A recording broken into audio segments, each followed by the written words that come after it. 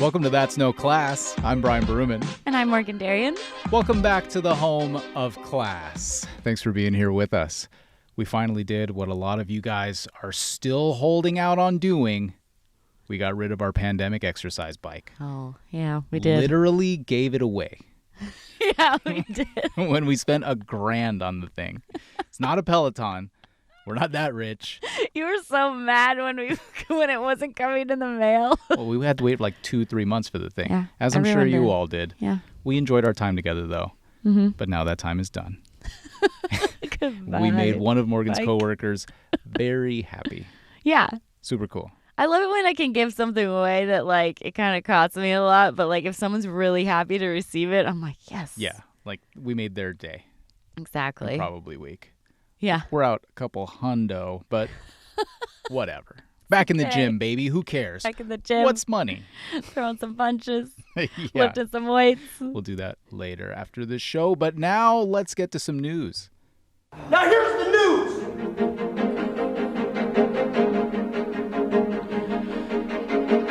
Okay, so when I first heard about this story from you, I was picturing something very different. So the original story is that the girlfriend of Jeff Bezos is going to fly around in a rocket with an all-female crew. Yeah.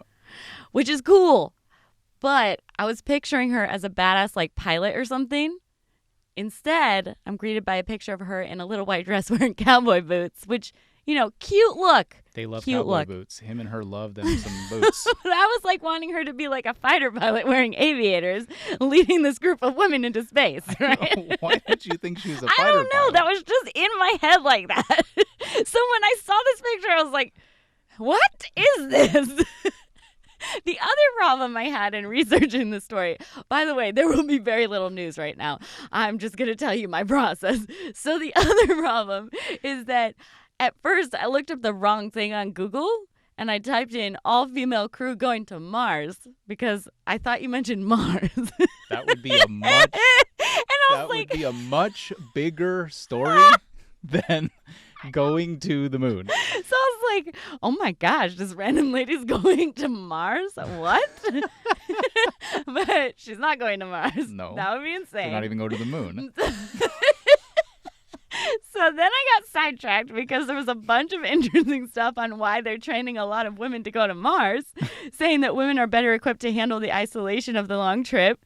They burn less calories than guys, so they wouldn't need as much food. And they're better at working together without being too competitive to be the leader. Sounds like you went down a rabbit hole. I really did. That And was it not what the story was about. Very interesting. So they're forming a lot of all-female crews, even though there's still dudes on some of the crews. Yeah. But then I ran across this article that somehow resurfaced, but was from like 2017, claiming that NASA was going to send only an all-female crew to Mars so that the astronauts couldn't have sex and produce a baby because they're worried what would happen to the baby under those conditions. Yeah, I've heard about this. Okay, so that really happened, but then it was kind of a joke. I think this lady was just joking about it, kind of. And then that article ends by describing how difficult it would be to even have sex in that environment. So I was giggling to myself, picturing people trying to connect, only to be whisked away from each other and like bonking their heads on the ceiling. They just have to hold on to each other the like whole time. really hard, very light movements. Okay, so what can you So tell me about anyway. this actual all-female crew that I told you about? Nothing. Because all this to say, these badass Mars crews are very cool. And this other lady, but it's cool for her. She's going to space. Very cool. Did not get any deets. Hopefully her Botox doesn't explode under the cabin pressure. Morgan's like, I want this one. This one's mine. And this is what we get. All right. I brought you the news. Sorry, you never even said what the news was. I think. did at the beginning. Okay. She's going Who's she? going in a rocket. Bezos's partner. Yes. I said it was his girlfriend. Is that I said it was Jeff Bezos' girlfriend is going around in a rocket ship with an all-female crew. Blue Origin? She's going to be part of a Blue Origin crew. She's going to lead the crew. What? Not all of us are professional news people, okay? I had the deets in there. It's just that I went a little bit wild on this one. Okay? What do you got? All right. I thought you were going to be doing the serious story, and I was all excited to get to do the lighthearted story, but I think it turns out that now- I'm not very good at the serious stories. now we know. Now we know.